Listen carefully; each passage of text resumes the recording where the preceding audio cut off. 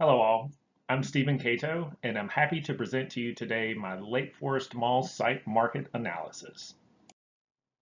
Our task was to complete a market analysis to determine if the Lakeforest Mall site, located at 701 Russell Avenue in suburban Gaithersburg, Maryland, is suitable for development as an office use, a residential use, or a retail use. First, I completed a site analysis with the three use types in mind. From an office use perspective, the site enjoys direct access to Montgomery Village Avenue, a major arterial road, and easy access to I-270 and the Intercounty Connector. Traffic counts totaling 219,683 cars between I-270 and Montgomery Village Avenue mean that during rush hours, a commute to and from the location could be painful. There are a couple of fast casual dining options nearby, and there is plenty of green space within walking distance, important for those who would like to get out of the office for a few minutes to get some fresh air.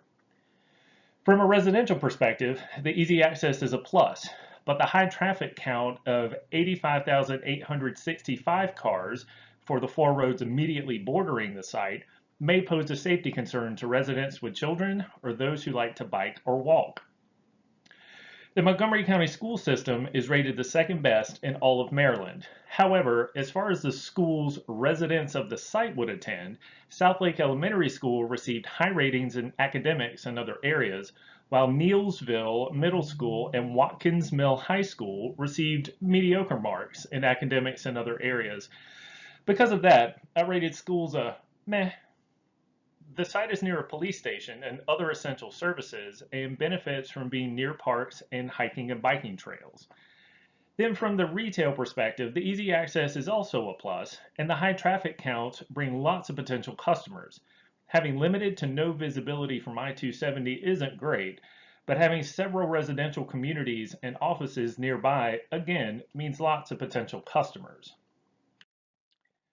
After analyzing the site, a determination was made regarding market boundaries for each use type.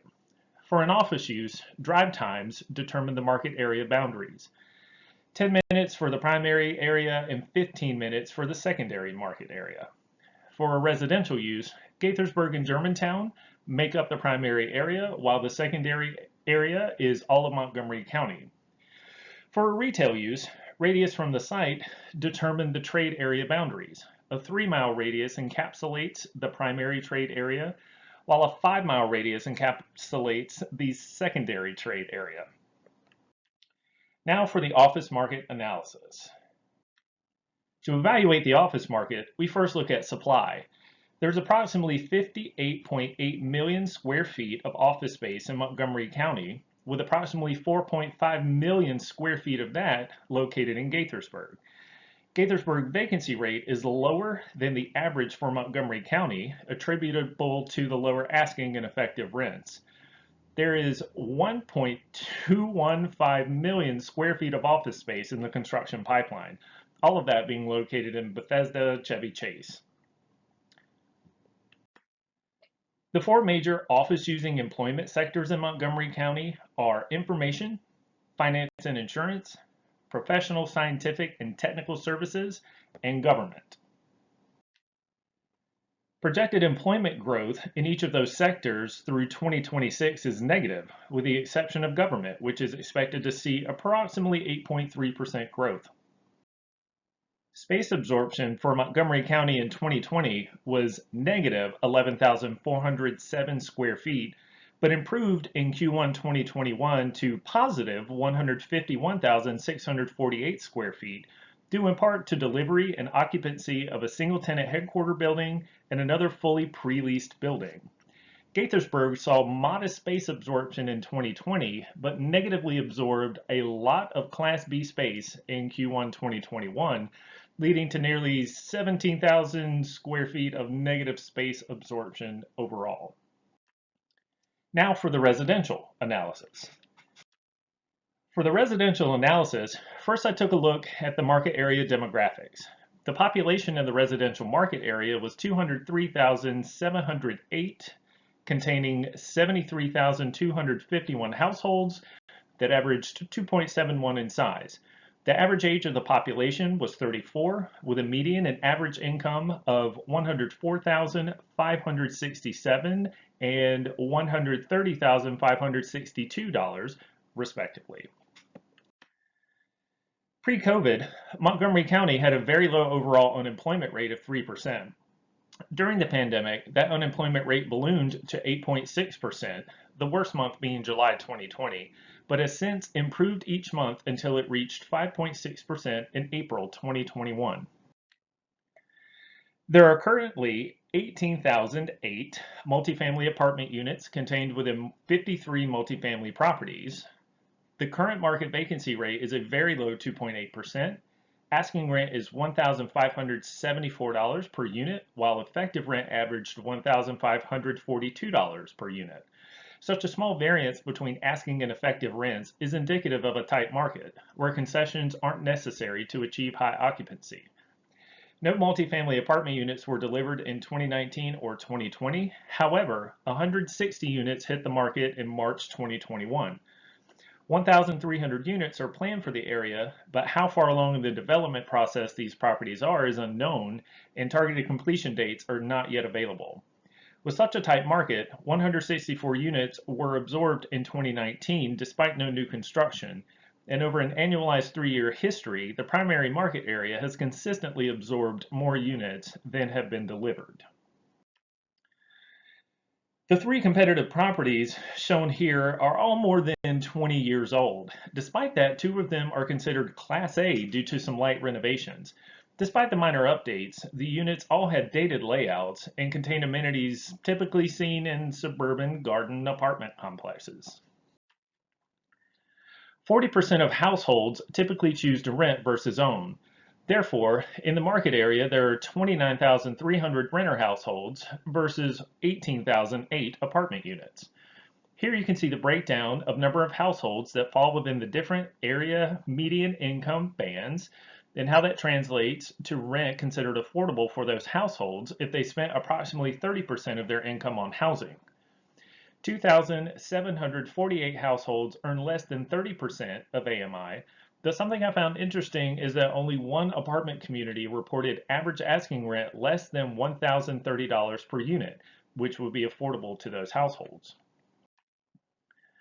As mentioned previously, the apartment market vacancy rate is a low 2.8%.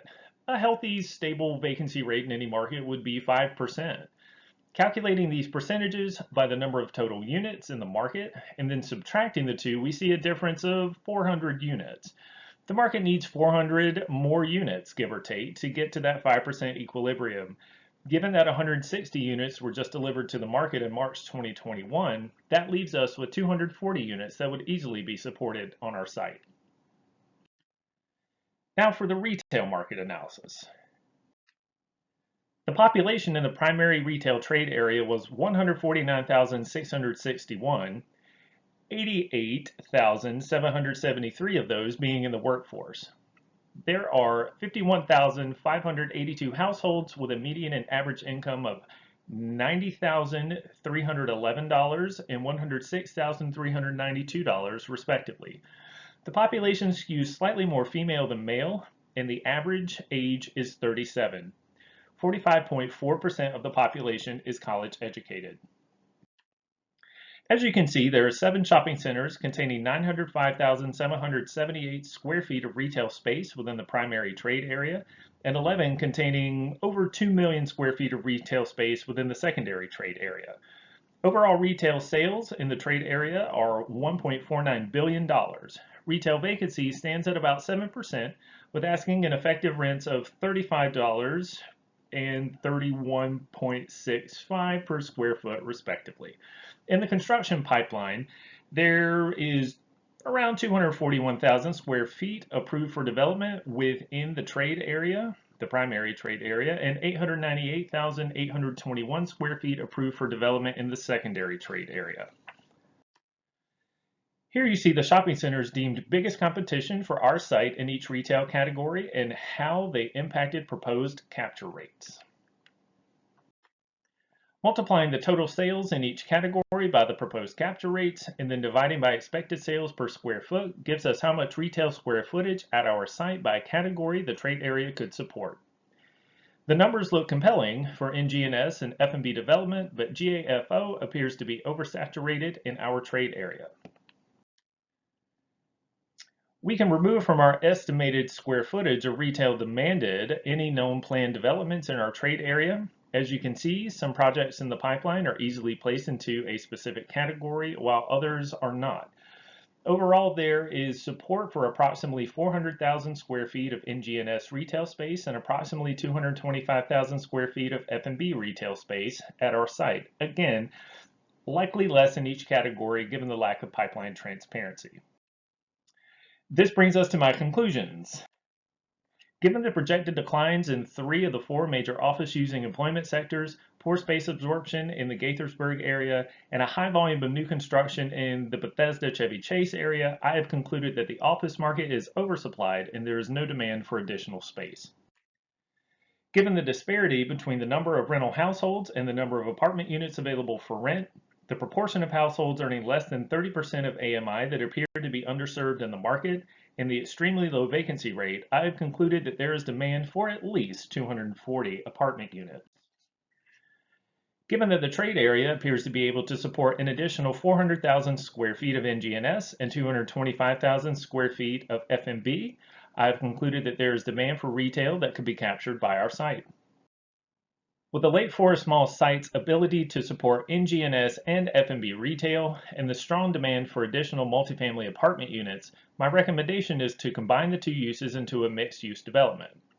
With the right retail tenant mix, the residential component may see high demand and could command price premiums for market rate units if any market rate units are constructed. Nevertheless, affordable units should be a component, if not the focus, of the residential development. Municipalities will often give tax credits and other incentives for inclusion of affordable housing units in a mixed-use development. Mixed-use sites may also be able to obtain rent premiums from retail tenants who want to be located within a vibrant development. And thank you for your time.